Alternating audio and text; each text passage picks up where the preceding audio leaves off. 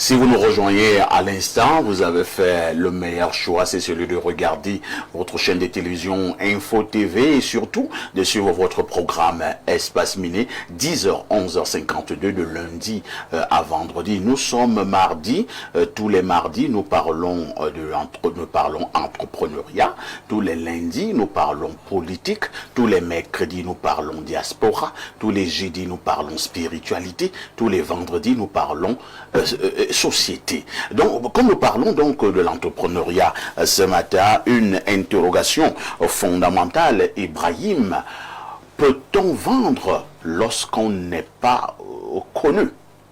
Oui, parfait. Ici, merci pour cette parole qui est donnée. On peut effectivement vendre lorsqu'on n'est pas connu, parce que les plus grands vendeurs aujourd'hui qui sont connus ont commencé quand ils n'étaient pas connus. Donc, de toutes les façons, on peut commencer. Mais il faut peut-être rappeler à nos collègues entrepreneurs qui sont là et qui nous écoutent que l'une des règles lorsqu'on commence, c'est que en réalité, les gens n'achètent pas toujours une marque. Ils vous achètent vous avant d'acheter la marque. Ils achètent quelqu'un qu'ils connaissent, quelqu'un qu'on a recommandé, quelqu'un qu'ils ont vu faire les choses en vrai et ils peuvent attester en Afrique qu'effectivement c'est comme il fait là, comme il a dit là qu'il est capable de faire. Donc à un moment quand on n'est pas connu, la priorité n'est pas d'abord de chercher à vendre, la priorité c'est chercher à être visible. Parce qu'il faut pouvoir exister avant de proposer un produit. Si quelqu'un vient vous vendre un produit et que vous estimez qu'il n'est pas quelqu'un de confiance ou qu'il est peu recommandable, vous n'allez pas lui acheter son produit. Donc avant d'arriver au produit, on commence d'abord par acheter la personne qui est en train de présenter ce produit-là. Maintenant, est-ce qu'il existe des techniques quand on est justement tout au début et puis on veut lancer? Oui, on peut en donner au moins 3 ici, il y en a toujours plusieurs et je pense qu'il y a des experts sur le plateau qui vont nous aider dans ce sens. On peut parler premièrement de la technique du cercle chaud. Ça veut dire quoi? Le cercle chaud, en fait, c'est le cercle de ceux qui te connaissent déjà et que tu connais en réalité.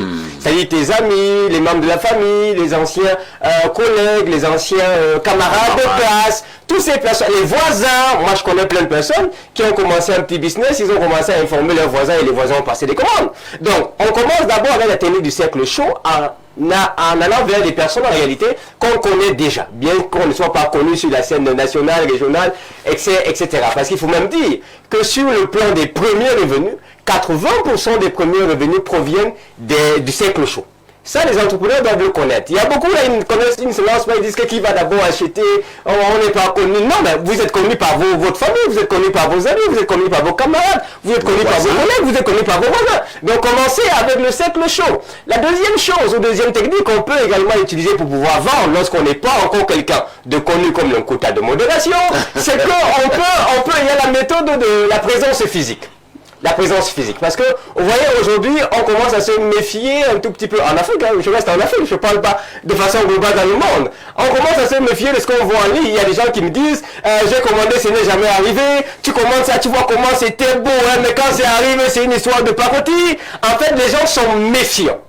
Et parce que les gens sont méfiants, il est intéressant et nécessaire pour les entrepreneurs de descendre sur le terrain et de dire, écoutez, bonjour, madame la PDG ou monsieur la PME ou madame la PME, écoutez, je m'appelle X, je viens vous proposer ceci. Ça détruit la méfiance qu'on a vis-à-vis de l'entrepreneur. Donc ces licences physiques-là, elles sont tout aussi importantes. L'une des troisièmes techniques que les gens utilisent, c'est la technique de petite gratuité, la petite gratuité. C'est-à-dire que vous faites un produit ou vous faites un service et puis vous faites en sorte que les gens puissent goûter. Vous donnez un petit gratuit. C'est pas qu'on va faire le gratuit tout le temps, mais on propose un petit gratuit pour qu'ils puissent vérifier la qualité et se dire non, c'est un produit. La dégustation. Ils puissent déguster, que ce soit un service. Si vous faites dans le nettoyage des bureaux, ben, venez nettoyer moi une pièce et dites voilà à quoi mon travail ressemble. Et si vous faites dans les hôtels? Quand vous faites quelqu'un va nous par hôtel, monsieur Parfait ici. Hôtel, c'est hôtel. Mais hôtel de quoi? Allez nettoyer les hôtels et puis les gens vont aller de se reposer, hein, pas déranger dans la nuit dans les hôtels. Donc, mais pourquoi quand on dit hôtel, les gens ouais. Non, mais qu'est-ce que vous pouvez d'abord dire là, c'est pas dans les hôtels, il y a les restaurants. Il y a les chambres d'hôtel. Il y a les chambres d'hôtel pour aller se reposer. Voilà. Il faut que ça soit nettoyer, voilà. d'hygiène. Voilà, à des heures. Voilà. Donc il y a ça, et moi je ne veux pas entrer dans l'affaire de Nukuta là. Donc je reste ici pour une dernière technique, parce que je sais qu'il y en a encore plein d'autres. Ce sont les recommandations. Et en Afrique, les recommandations sont un instrument véritablement puissant. Ouais. Lorsque un grand te recommande, ça vaut ce que ça vaut. Tout à fait. Et quelquefois, on oublie souvent la culture de demander à celui à qui on a apporté un service, ou on a rendu un service ou apporté un produit, est-ce que vous pouvez me recommander, s'il vous plaît. Quelquefois, je l'ai fait lorsqu'on m'a demandé de le faire. Et les seules fois où je ne l'ai pas fait, c'était quand la qualité du produit, moi-même, ça ne m'a pas encouragé à dire à mon frère qu'il faut aller dans ce sens-là. Donc, si on applique au moins ces 4 petits outils-là, on peut commencer à vendre, bien qu'on ne soit pas connu.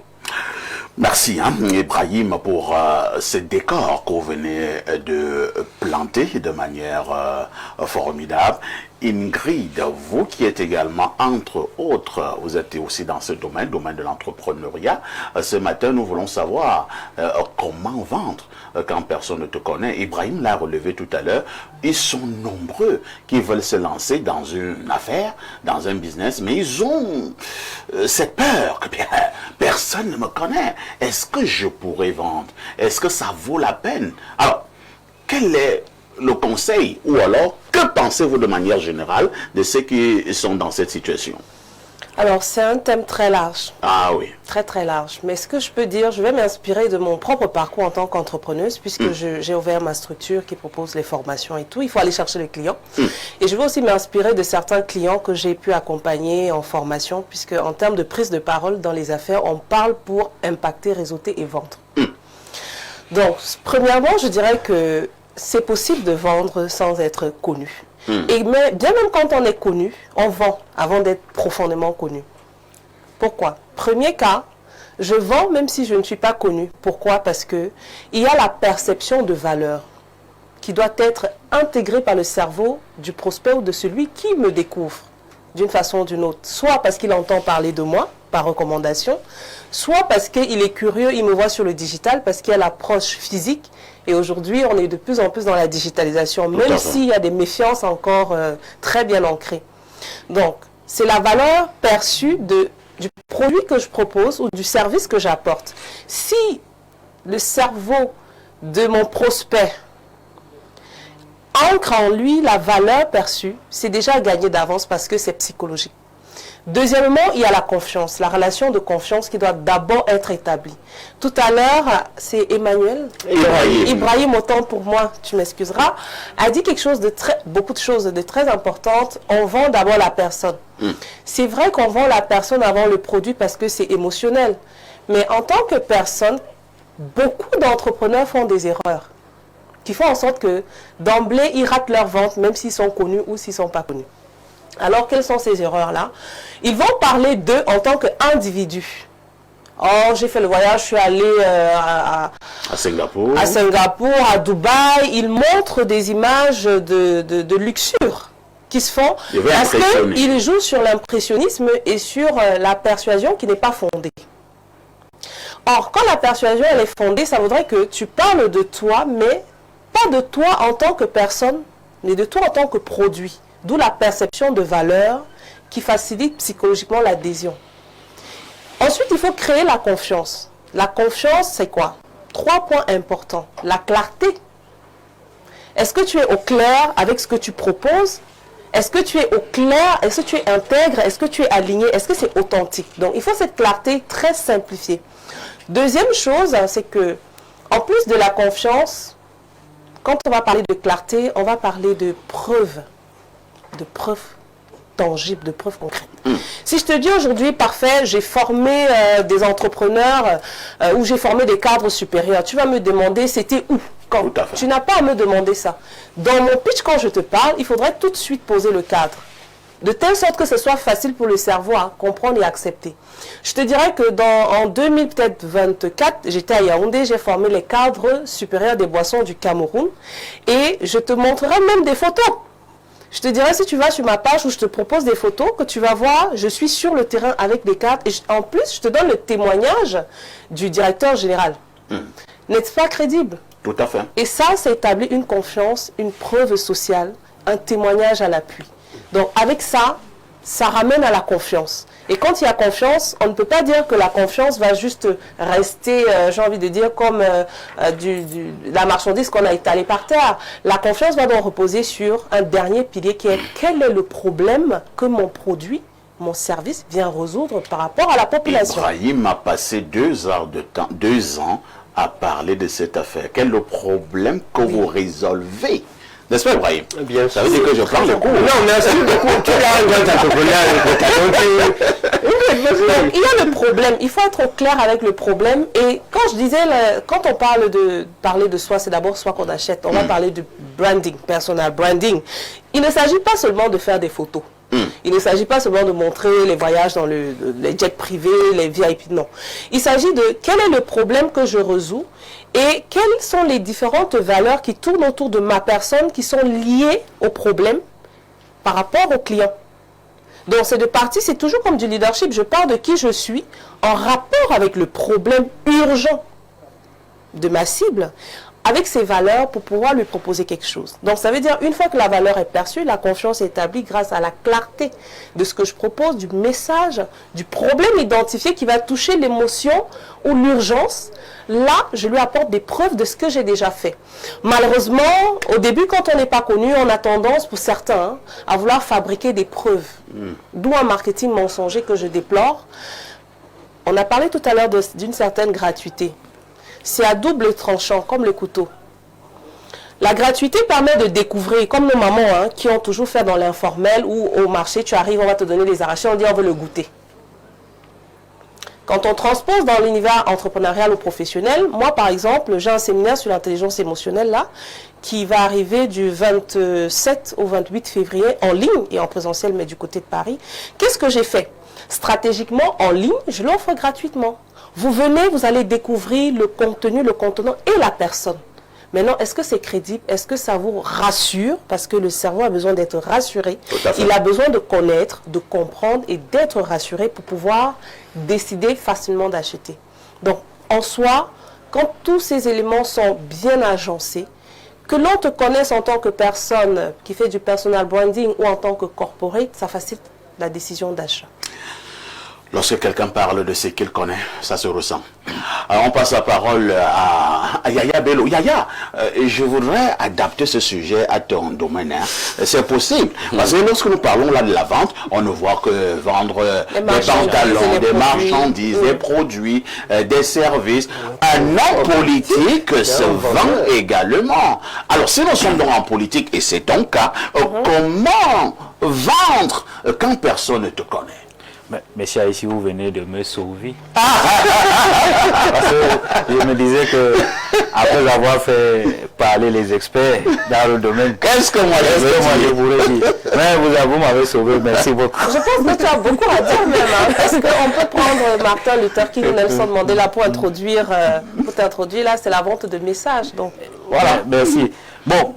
Déjà, je veux dire, bon, vous le savez, je suis de formation juriste et puis politiste. Mais dans mon parcours, j'ai eu à travailler dans une entreprise où j'ai même l'entreprise où j'ai le plus excellé. La grande partie de mon passage, j'ai été un agent commercial et marketing. C'est-à-dire, je suis entré dans l'entreprise comme juriste, m'a recruté comme juriste. Au bout d'un an, mon directeur, qui est un Vietnamien, il m'appelle, il me dit, mais Bello, je te vois, tu es un garçon, tu es fort, tu es dynamique, mais tu es sous-exploité. Il dit, mais comment, directeur? Il dit, non, mais regarde les dossiers juridiques là, il y a quoi? Il n'y a rien.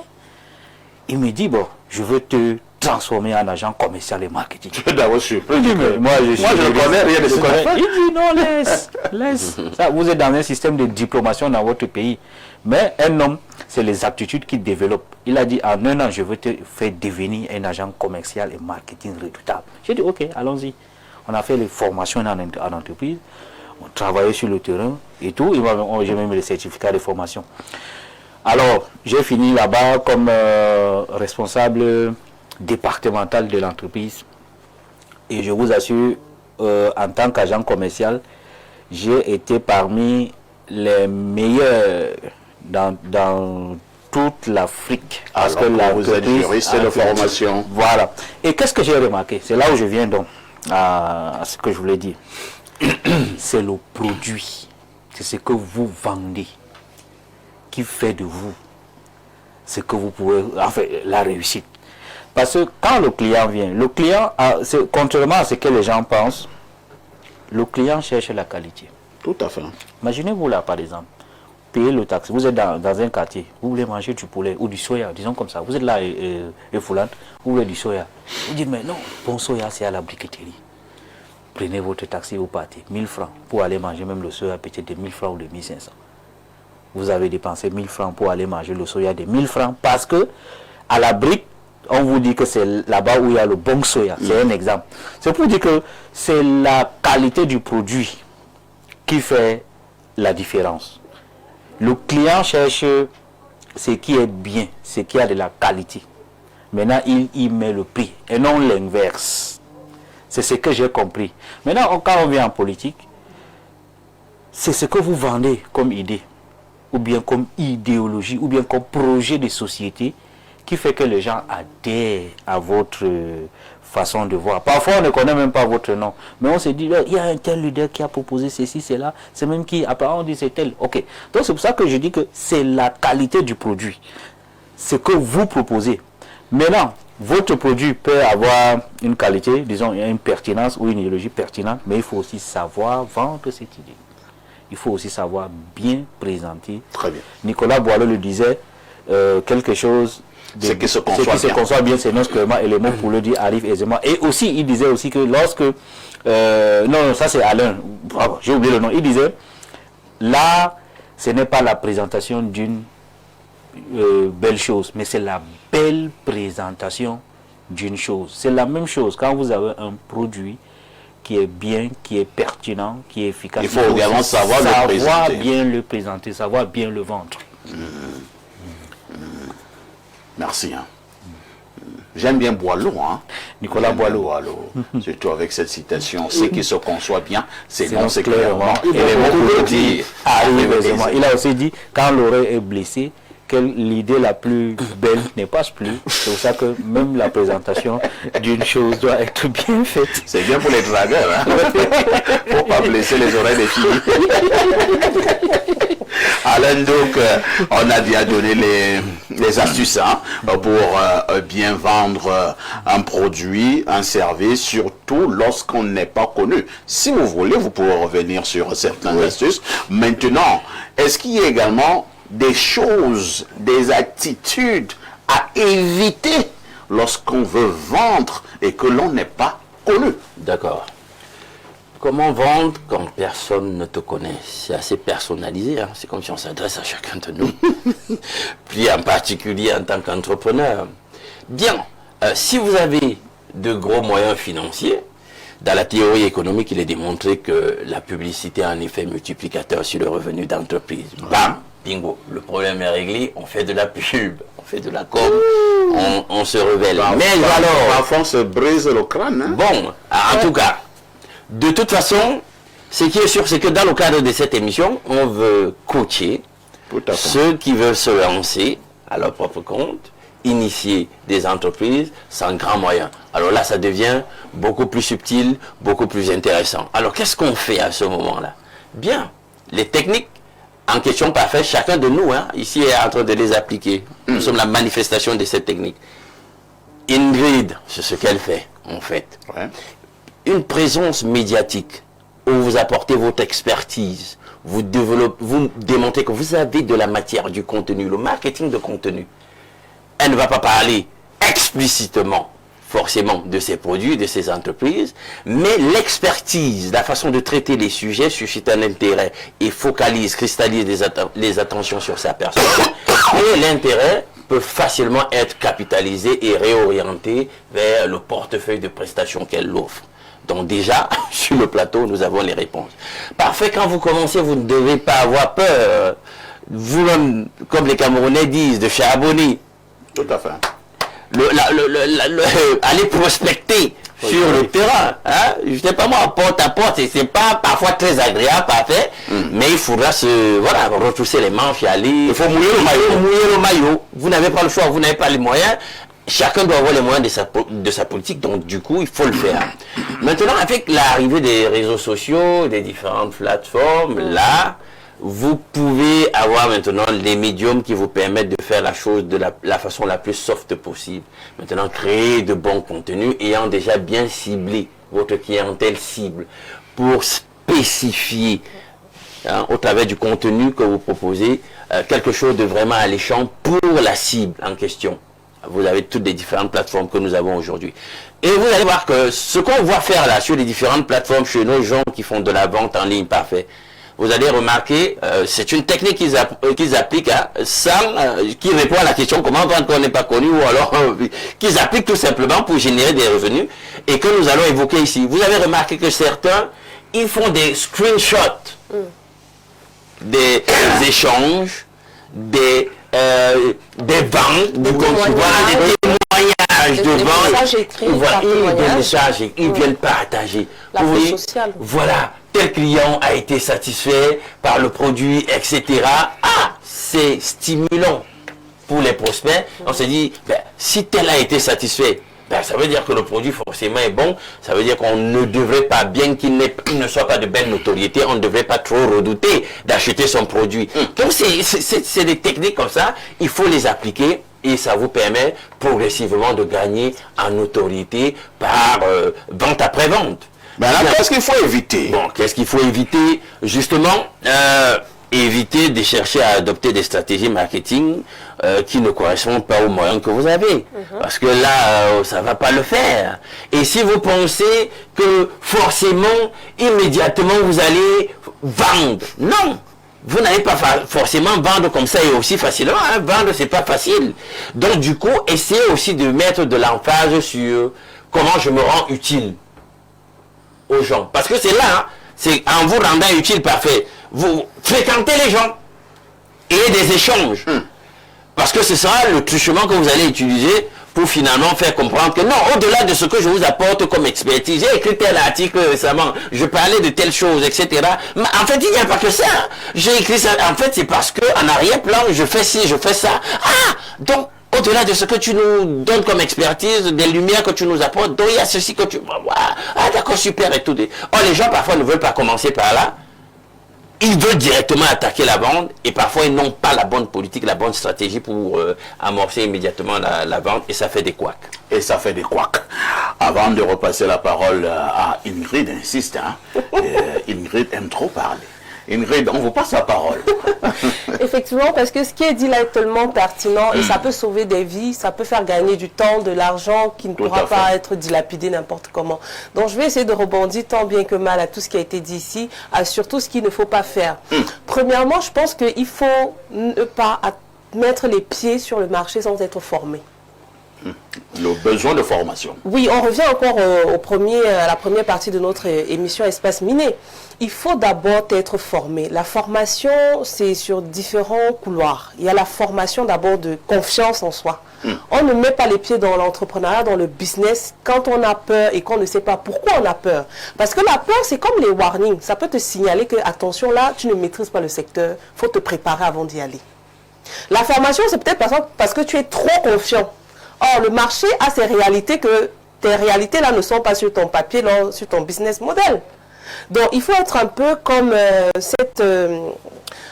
comment on appelle, prendre la température, le curseur. Il faut toujours se réajuster. Est-ce qu'il n'y a pas également, au-delà de la formation, lorsque vous voulez vous lancer dans le marché, est-ce qu'il n'y a pas également, effectivement aussi, une étude de marché nécessaire? Ça fait partie de la formation pour moi. Il y a la formation théorique et puis il y a la descente sur le terrain qu'il faut absolument faire. Vous savez... Si je veux mettre sur pied une nouvelle marque de papier hygiénique. Les grandes entreprises, quand elles veulent proposer un nouveau produit ou service, il y a d'abord ce qu'on appelle le projet pilote. Qui va te permettre, entre ce que toi tu penses, ta vision et tout ce que tu vas mettre en place, que tu vas mobiliser, et la réaction du marché. Parce que c'est elle qui achète, c'est pas toi. Tu peux te leurrer en te disant que ton produit, franchement, là, c'est le bust, ça va faire le miracle, plus que Jésus. Mais une fois sur le marché, c'est le flop. Or, tu as un budget que tu as dépensé, tu as des équipes que tu as mobilisées, et tu as peut-être même des promesses, des partenaires qui ont investi dans ton activité. Tu as même c'est la prison peut-être qui t'attend après. Non, si tu as la chance. L'AVC peut te guetter. L'AVC également. On parle de bien-être pour performer. Donc, il y a l'étude du marché à travers un échantillonnage. Ça te permet de comprendre la réactivité, d'avoir des retours, des feedbacks pour ajuster ton produit. Ça te permet aussi, quand ça a bien marché, d'avoir des témoignages, justement, pour pouvoir gagner en crédibilité sociale, parce que c'est ça qui va effectivement faciliter ce processus de confiance. Et si ça, ce n'est pas mis en place, c'est un peu compliqué. Donc ça, quand tu mets ça, les personnes qui ont été inclus comme un incubateur dans ta phase de pilote, vont te recommander, pourraient te recommander à travers leur témoignage, du bouche à oreille. Et c'est comme ça que tu vas pouvoir effectivement vendre. Et ce que j'allais dire en plus de la formation, oui, effectivement, pour chuter, c'est que l'étude de la cible, à qui je parle, à qui je vends et quel est son problème. La cible. À qui je parle, à qui je vends. Parce que quand tu n'es pas connu, honnêtement, quand tu n'es pas connu, tu ne vends pas un produit, pour ma part. Hein. Quand tu n'es pas connu, tu vends d'abord une sécurité émotionnelle qui est liée avec le problème de ton client, de ta cible. Alors, l'erreur que les gens font, c'est qu'ils veulent parler et vendre à tout le monde dès le départ pour avoir rapidement la rentabilité. Non, il faut avoir un positionnement par rapport à une cible et élargir au fur et à mesure qu'on obtient les résultats en termes de performance et surtout de rentabilité. Et pour être complet, parlant de cible, hein, à l'endroit des étudiants en marketing, en publicité, en relations publiques, il y a le cœur de cible, il y a la cible principale, il y a la cible première, la cible secondaire. Et il faut se déployer avec tous ces cibles en fonction de ses moyens, de ses ressources et de la stratégie pensée en amont. D'où l'importance de se former pas seulement sur le produit, pas seulement sur la personne, sur les stratégies de communication. Parce que tout à l'heure, j'ai très bien apprécié Ibrahim quand il a dit... Effectivement, j'ai très bien apprécié et c'est totalement vrai quand on parle de communication en affaires. Tu peux avoir le meilleur des produits qui soit, mais si tu ne sais pas parler, tu ne pourras pas le vendre.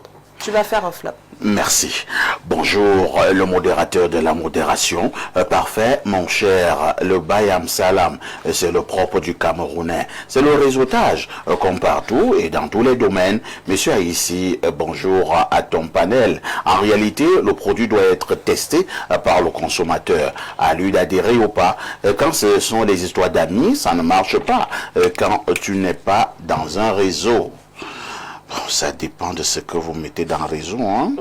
Parce qu'au Cameroun, quand on dit réseau, on voit déjà les choses. Les gens ramassent les pièces au sol. Et tout. Or, le mot réseau pris dans d'autres domaines, surtout au niveau de la communication, c'est un mot formidable. C'est une chaîne extraordinaire. Voilà. Extraordinaire. Mais au Cameroun, quand on dit il est dans le réseau, c'est quelqu'un à suivre.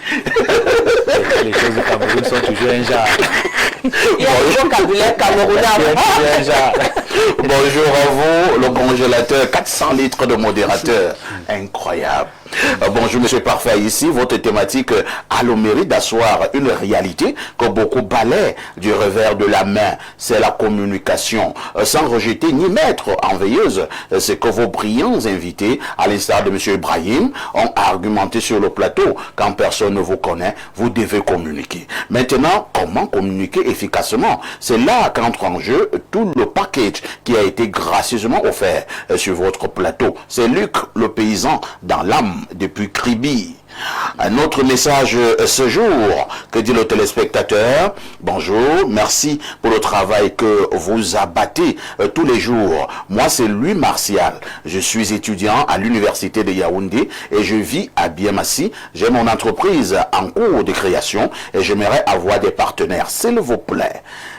Et il m'envoie une affiche publicitaire montée par lui. Bon, vous ne pouvez pas avoir des partenaires comme ça. Hein. C'est-à-dire, quand vous envoyez le message là, et moi, je vous dis, bon, prenez le stylo, notez. Tel partenaire, tel autre partenaire. Déplacez-vous. Venez rencontrer Ibrahim, rencontrer la dame qui sort de France et qui a une expertise avérée. Rencontrer Alino ou bien Yaya, c'est pas moi quoi. Oh, donc, vous avez suivi, jeune homme. Un autre message ce matin. Les gens m'embrouillent, hein, alors que je suis sérieux. Ils m'envoient des images bizarres. Je ne sais pas si certaines personnes peuvent être sérieuses un jour dans leur vie. Salut le panel, bon thème. Un exemple de marketing à encourager, c'est celui du promoteur du Bon François. Inconnu, il a su dompter les populations nationales et de la sous-région et son produit a produit un effet escompté, même si ça a gêné certains inconditionnels du progrès. C'est Abianda Djedoné depuis Limbe qui envoie donc cette contribution. Bonjour Lunkota, la femme sur le plateau parle comme la Bible. La femme là est complète. compliqué. Hein. Un autre message ce jour, c'est un message de plus 44, c'est l'Angleterre. Bonjour Monsieur Parfait ici et à ton panel, parlant des promoteurs, comme disait Monsieur Ibrahim, pour les entrepreneurs, nous avons au Cameroun plus de commerçants que des entrepreneurs. Les porteurs de projets ne veulent pas se former. Il a honte de vendre son produit. Or, sans la vente, il n'y a pas de revenu. Même si vous avez le meilleur produit ou le meilleur service du monde, si le promoteur ne sait pas vendre, il devrait recruter celui qui va d'abord vendre l'image du promoteur et ensuite le produit ou le service. Les meilleurs hommes politiques sont ceux qui utilisent le storytelling pour se vendre. Il faut se vendre et c'est un art. Il faut apprendre l'art oratoire. Nous ne devons pas avoir honte d'être des vendeurs. C'est la clé du succès et avec les réseaux sociaux, une opportunité. Jean T. Stratégique Tinker en digital, marketeur, créateur des millionnaires anonymes depuis Portsmouth. Wonderful. Je suis sûr qu'on va te chercher. Hein? Repartons au 212. C'est toujours avec notre ami du Maroc. Cette fois-ci, il dit, ouais, Ingrid, tu es d'abord Zokomiel. En plus d'être belle, tu as même un joli timbre vocal. Ingrid, épouse-moi. Si tu ne veux pas m'épouser, épouse au moins un des deux célibataires sur le plateau. Parce que si tu épouses... Le Maroc a dérangé. Si tu épouses l'un des deux, c'est comme si tu m'avais épousé à demain 10 heures. Le Maroc a dérangé l'Afrique l'année ci. Le type du Maroc, si je repasse la parole à Ibrahim. Ibrahim, nous continuons au niveau de l'aspect des couacs à éviter, au niveau des conseils. Que faut-il faire pour atteindre ces objectifs malgré tout lorsqu'on ne vous connaît pas? D'accord, je pense que j'ai beaucoup apprécié l'intervention d'Ingrid qui est entrée beaucoup plus en profondeur sur le mot vendre, ou sur la compétence de vendre, l'art de la vente. Et comme c'est une femme de profondeur, je vais la suivre dans la dynamique de la profondeur, en allant encore beaucoup plus en avance de la vente même, c'est-à-dire, et c'est ce que le grand Bello a dit tout à l'heure avec le produit. Et la plupart des choses, même pour vendre d'abord, c'est qu'il faut avoir quelque chose à vendre. C'est clair. Il faut avoir quelque chose à vendre. Et la plupart des idées que les jeunes ont ne sont pas vendables. Ça, c'est ce qu'il faut aussi dire. Parce qu'il y a des gens qui viennent vous proposer des choses en réalité que vous ne pouvez pas acheter. C'est tout simplement pas vendable du tout. Donc, la première chose, c'est comme si vous allez vendre des préservatifs dans une archidiocèse, c'est-à-dire que dans une église. C'est que vous êtes mal intentionné. Ou vous avez un plan pour contre les frères. Vous allez la bouche Vous allez au grand séminaire. Vous allez au grand séminaire de Colbison. Vous êtes venu proposer des préservatifs. Pourquoi vous avez toujours des exemples? Non, attends. Ibrahim, il y a des choses qui ne peuvent pas être vendues. C'est pas ça? Je crois que quelqu'un va te dire que ça c'est vendable. Donc, mais il faut dans un grand séminaire? Moi, je ne peux pas le dire. Je vais avancer. Donne-moi 30 secondes là. Oui, vas-y. Ça me rappelle quand le dernier pape est venu au Cameroun, je crois que c'était Benoît XVI. Tout à fait. Son avion a atterri et vous savez qu'ils voyagent souvent dans leur avion avec beaucoup de journalistes et autres. Donc quand il arrive, donc, avant de descendre sur le tarmac de l'aéroport de Yaoundé, un journaliste lui dit, ben, vous êtes en Afrique, bon, il y a les maladies, il y a le sida, machin, que pensez-vous? Le pape dit tout de suite, non, l'affaire de prison là, il faut oublier ça. Donc avant que le pape ne descende, ne touche le sol du Cameroun, en Europe, il y avait déjà un scandale. Tout à fait. Donc, quand je zappe dans la télé pour voir, bon, qu'est-ce qu'on dit du pape, ben, sur France 24, parce qu'il avait touché beaucoup d'industries. Oui, il avait touché beaucoup d'industries. Donc, c'est pour dire qu'il faut aussi savoir ce qu'il faut vendre. Il faut vendre des... Je vais apporter des précisions dans cette affaire. Lorsque on a une idée qu'on veut vendre ou un produit, il faut se rassurer que ce soit véritablement une idée vendable. L'idée ou le produit que vous êtes vendable est vendable si vous respectez au moins 3 conditions. La première, c'est qu'elle résout véritablement un problème. Quel est le problème que vous êtes venu résoudre? La deuxième, c'est que vous apportez vraiment une solution à ce problème-là. Et la troisième condition, c'est que les gens sont prêts à payer pour ça. Parce que si vous avez une idée qui présente un réel problème, donc la solution est même propice, mais que les gens ne sont pas prêts à payer pour ça, ce n'est pas d'abord une bonne idée de business. Vous n'allez pas pouvoir la vendre. Donc, à la base, il faut pouvoir respecter ces 3 piliers pour vous assurer que vous allez pouvoir vendre quelque chose. Et l'une des erreurs qu'on fait souvent, c'est qu'on ne se rassure pas que quelqu'un est prêt à payer pour ça. Parce qu'on a vu un problème et qu'on a fait la solution, on ne comprend pas pourquoi ça ne marche pas. Non, mais est-ce que les gens sont prêts à payer pour ça?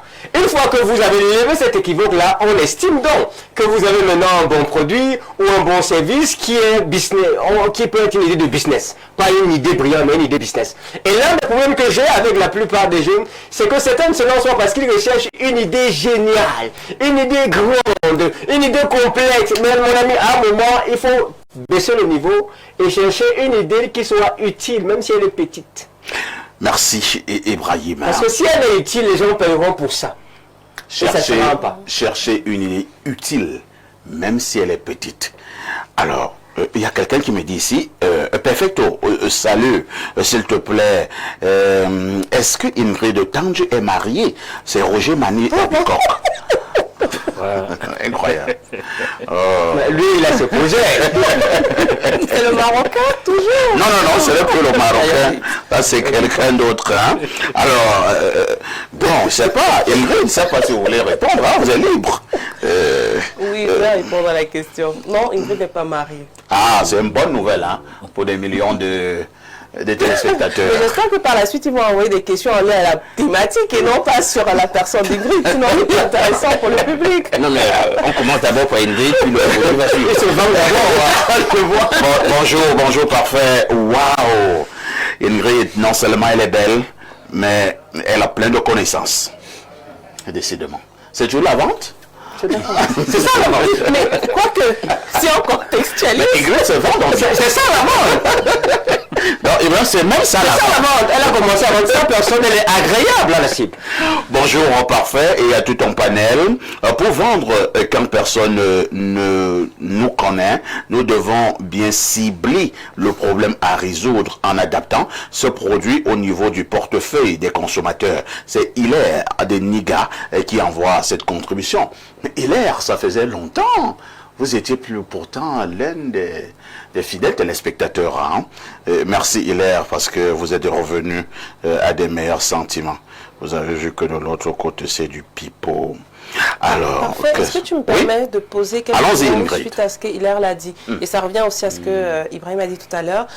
Il y a une chose que l'entrepreneur doit savoir au départ, quand il n'est pas connu.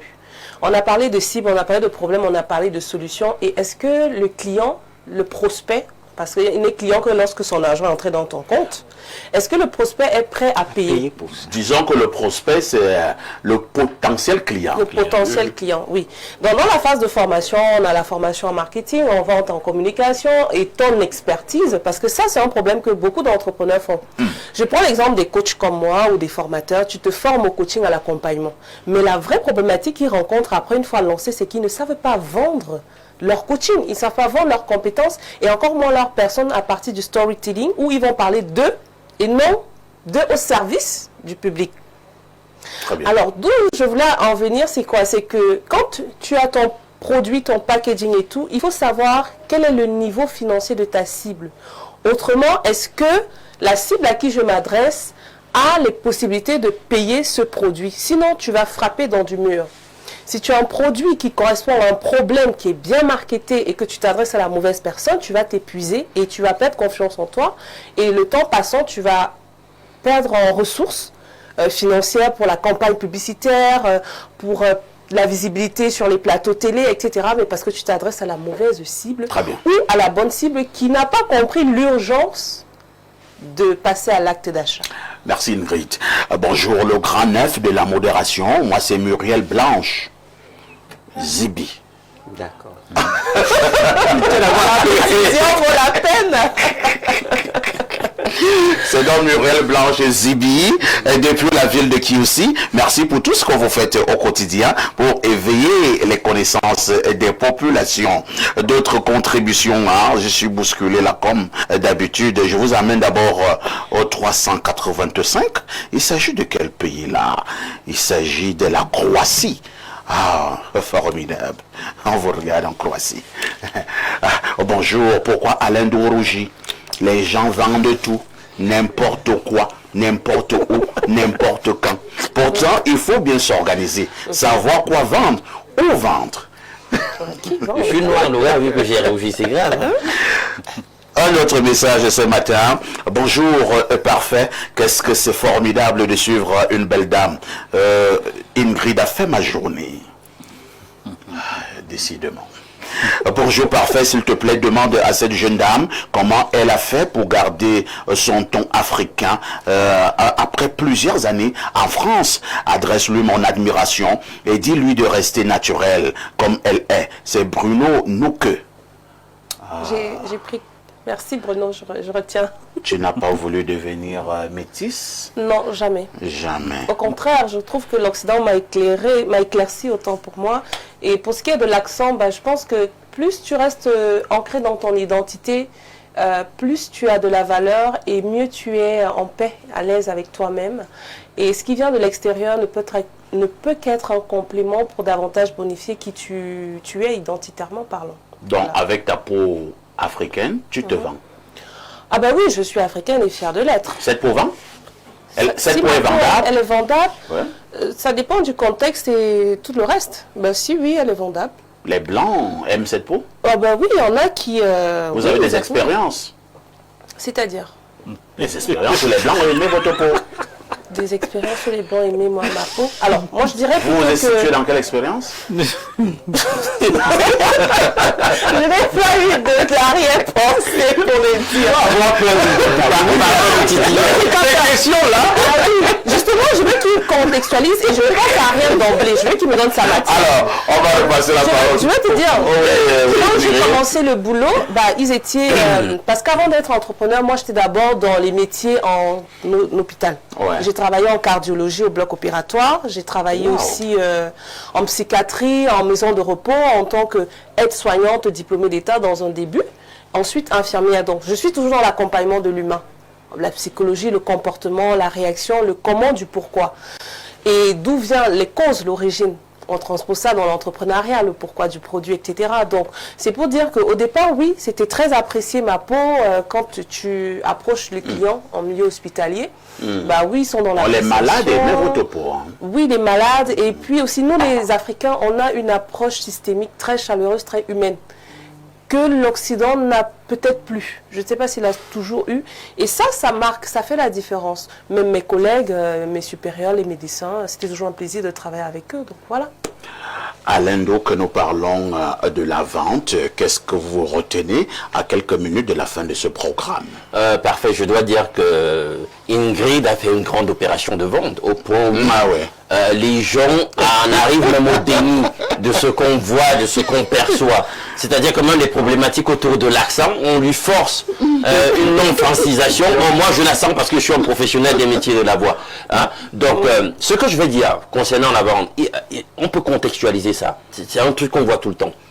Vous allez voir des gens, tu lui demandes des informations sur le produit, il commence à balbutier. Il faut qu'on soit sérieux. Tu vends un produit, je te dis, le processus biochimique là, comment ça va agir dans mon corps?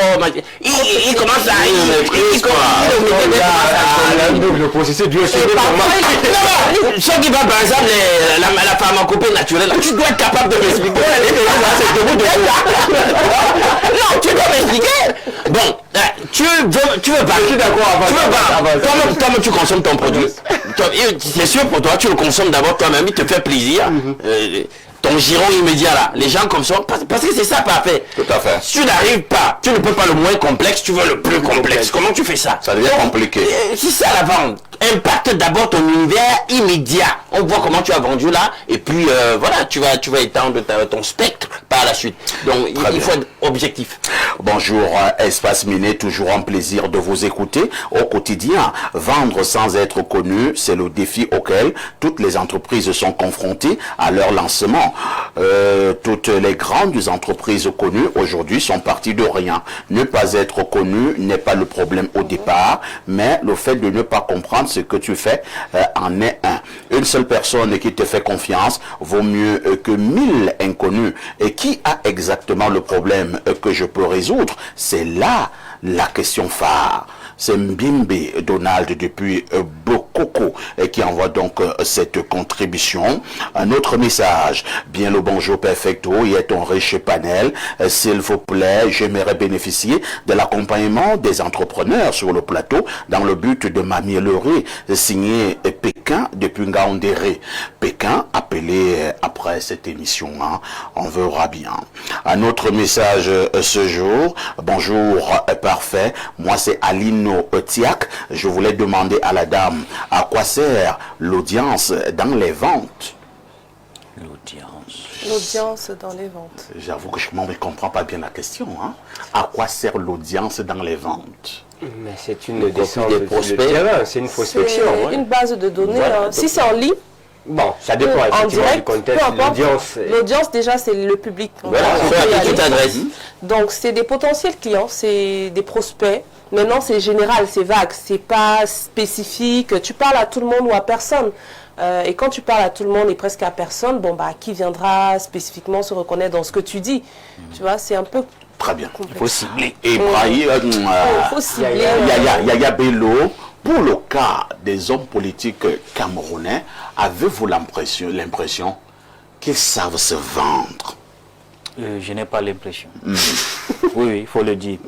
Quoique, au sortir de la présidentielle, nous avons quand même constaté qu'il y a eu un bon travail dans le dosage, disons, programmatique. Je crois que pour une fois, nous sommes d'accord hein, que sur les 12 candidats qui se sont présentés, il y avait un programme. Et dans chaque programme, il y avait des aspects précis. C'est-à-dire que vous avez le sentiment que le travail de prospection ou de prospective a été fait. Maintenant, donc, au niveau donc, de la communication, c'est là où ça s'est joué. Il y a des candidats qui n'ont pas pu bien présenter leur bon programme au public et le message n'est pas passé. Donc je crois que nous avons des hommes politiques de qualité. Nous avons des hommes politiques qui comprennent de mieux en mieux la demande des Camerounais en offre politique. Mais maintenant, les hommes politiques ne se vendent pas suffisamment. Les partis politiques ne se vendent pas suffisamment. Les hommes politiques ne se vendent pas suffisamment. Les hommes politiques, aujourd'hui, il y a certains qui ont même décidé de faire de l'apartheid médiatique. Ils disent que non, je ne viens pas chez ici parce que... C'est qui est vraiment incohérent. Hein. Voilà. C'est qui est vraiment décevant. Pour un homme politique qui déclare ça, il n'a rien contre la politique. Je ne viens pas chez Haïti parce que je ne l'aime pas. Alors que sur le plateau de Haïti, il y a des millions de Camerounais à travers le monde. Et tu dis que tu ne viens pas. Je ne viens pas. Il n'est pas en politique. Je ne parle pas à Equinox parce que Equinox est pro-tel. Je ne parle pas à la CATV parce que CATV est pro-tel.